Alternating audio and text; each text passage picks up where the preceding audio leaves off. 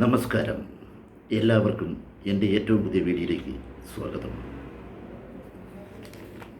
ഞാൻ ഈ എപ്പിസോഡിൽ പറയുവാൻ പോകുന്ന വിഷയം പൃഥ്വിരാജിൻ്റെ കടുവ സുരേഷ് ഗോപിയുടെ ഒറ്റക്കൊമ്പനാകുമ്പോൾ. ഓക്കെ, ഇനി വിഷയത്തിലേക്ക് കിടക്കാം. നമുക്കറിയാം, പൃഥ്വിരാജിനെ നായകനാക്കി ഷാജി കൈലാസ് സംവിധാനം ചെയ്ത കടുവ എന്ന മലയാള ചലച്ചിത്രം ഒരു സൂപ്പർ ഡ്യൂപ്പർ ഹിറ്റായിരുന്നു. അതിലെ പൃഥ്വിരാജിൻ്റെ നായക കഥാപാത്രവും ആക്ഷൻ സീനുകളും പ്രേക്ഷകരുടെ ഇടയിൽ വലിയ ചർച്ചാ വിഷയമായിരുന്നു. കടുവയിലെ പാലാപ്പള്ളി തിരുപ്പള്ളി എന്ന ഗാനം ഒരു സൂപ്പർ ഹിറ്റായി ട്രെൻഡ് സെറ്റായി ഒരു വർഷത്തോളം കാലം ജനങ്ങളുടെ ഇടയിൽ നിലനിന്നിട്ടുണ്ട്.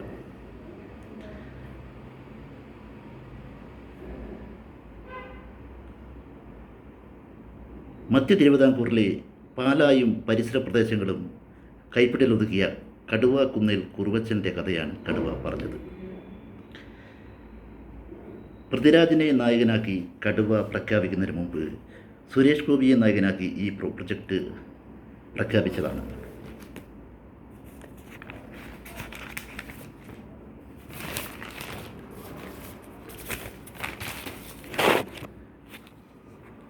പക്ഷേ പിന്നീട് സുരേഷ് ഗോപി രാഷ്ട്രീയത്തിലേക്ക് ഇറങ്ങുകയും വലിയ തിരക്ക് ആവുകയും ചെയ്തതോടെ ആ പ്രൊജക്റ്റ് നിലച്ചു. ഇതിനിടയിൽ ഷാജി കൈലാസ് പൃഥ്വിരാജിനെ നായകനാക്കി കടുവ പുറത്തിറക്കി വൻ വിജയം കൊയ്യുകയും ചെയ്തു. അത് പഴയ കഥ. ഇപ്പോഴിതാ പുതിയ വാർത്ത.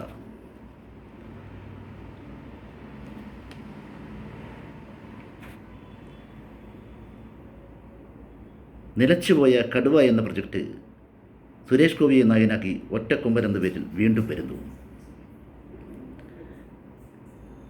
മോഹൻലാലിൻ്റെ പുലിമുരുകൻ്റെ നിർമ്മാതാവായിരുന്ന ടോമിച്ചൻ മുളകുപാടമാണ് നിർമ്മാതാവെങ്കിലും സുരേഷ് ഗോപിയുമായുള്ള അഭിപ്രായ വ്യത്യാസത്തെ തുടർന്ന് അദ്ദേഹം പിന്മാറി. ഇപ്പോൾ ഈ പടം ചെയ്യുന്നത് ഗോകുലം മൂവീസിൻ്റെ ബാനറിൽ ശ്രീ ഗോകുലം ഗോപാലനാണ്.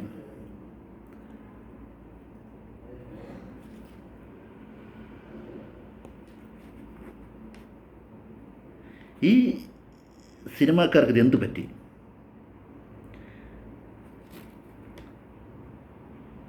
അതും ഗോകുല മൂവീസിനെ പോലെ വലിയ സിനിമാ ഫീൽഡിൽ ബന്ധങ്ങളുള്ള പരിചയസമ്പന്നനായ ഒരാൾ ചെയ്ത് വൻ വിജയമാക്കിയ ഒരു പ്രൊജക്റ്റ് കഥാപാത്രത്തിൻ്റെ പേരിൽ പോലും മാറ്റമില്ലാതെ വീണ്ടും വന്നാൽ അതിന് എന്തുമാത്രം വിജയസാധ്യത ഉണ്ട്? വർഷങ്ങൾക്ക് മുമ്പ് വിനീത് ശ്രീനിവാസൻ ചെയ്ത വിമാനം എന്ന ചിത്രത്തിൻ്റെ അതേ തീമുമായി പൃഥ്വിരാജ് വന്നപ്പോൾ പടം പൊട്ടിപ്പൊളിഞ്ഞ് പാളീസായി പോയത് നാം കണ്ടതാണല്ലോ. അതുപോലെ വളരെ വളരെ വർഷങ്ങൾക്ക് മുമ്പ് അന്നത്തെ മലയാള സിനിമയിലെ രണ്ട് പ്രമുഖ നിർമ്മാണ കമ്പനികൾ മത്സരബുദ്ധിയോടെ ചെയ്ത രണ്ട് ചിത്രങ്ങളാണ് മൈനത്തെരുവി കൊലക്കേസും മാടത്തെരുവി കൊലക്കേസും. ഒന്ന് വിജയമാണെങ്കിൽ മറ്റൊന്ന് പരാജയമായിരുന്നു. ഇനിയും എത്രയെത്ര ഉദാഹരണങ്ങൾ. ചിലപ്പോൾ അബദ്ധത്തിൽ ഒരാൾ ചിന്തിച്ചെത്തിയും തന്നെ മറ്റൊരാൾ ചിന്തിച്ചുകൂടായിക ഇല്ല എന്നല്ല. പക്ഷേ ഇത് അങ്ങനെയല്ല. എല്ലാം അറിഞ്ഞുകൊണ്ട് തന്നെ ഒരു വൻ സാഹസത്തിന് മുതിരുക എന്ന് വെച്ചാൽ ഗോകുലം മൂവീസിനെ പോലുള്ള ഒരു നിർമ്മാണ കമ്പനി സിനിമാ വീട്ടിൽ നിലനിൽക്കുക എന്നത് സിനിമാക്കാരുടെ ആവശ്യമാണ്. ഒറ്റക്കൊമ്പൻ പോലെ വൻ ബജറ്റിലുള്ള ഒരു പടം ചെയ്ത് അദ്ദേഹത്തിന് കൈപൊള്ളിയാൽ സുരേഷ് ഗോപിയുടെ ഒറ്റക്കൊമ്പൻ പരാജയപ്പെടും എന്നല്ല ഞാൻ പറഞ്ഞു വരുന്നത്.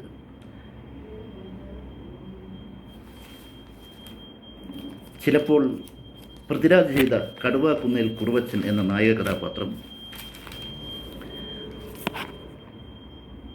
സുരേഷ് ഗോപിയിലൂടെ കാണാൻ പ്രേക്ഷകർക്ക് കൗതുകമുണ്ടാവും.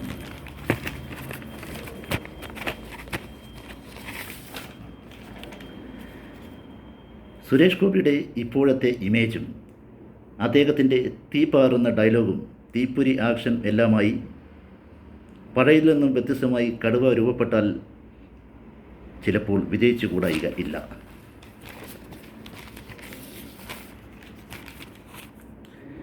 എങ്കിലും അതിന് അത്ര വിശ്വസനീയത പോരാ.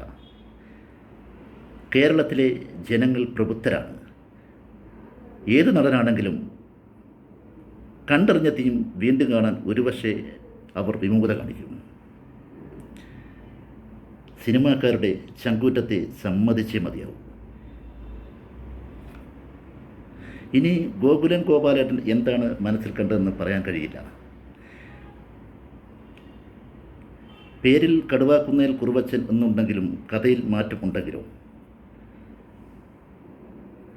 ഏതായാലും പൃഥ്വിരാജ് അടിച്ചു തകർത്ത കടുവാക്കുന്നേൽ കുറുവച്ചൻ സുരേഷ് ഗോപിയിലൂടെ വീണ്ടും അവതരിക്കുന്നത് കാണാൻ നമുക്ക് കൗതുകത്തോടെ കാത്തിരിക്കാം. ഓക്കെ, നിർത്തുന്നു. ഈ വീഡിയോ ഇഷ്ടമായാൽ ഒന്ന് ലൈക്ക് ചെയ്യൂ, സബ്സ്ക്രൈബ് ചെയ്യൂ, കമൻറ്റ് ചെയ്യൂ. നിങ്ങളുടെ കമൻറ്റുകൾ എൻ്റെ മുന്നോട്ടുള്ള പ്രയാണത്തിന് വലിയ മുതൽക്കൂട്ടാവും. നന്ദി, നമസ്കാരം.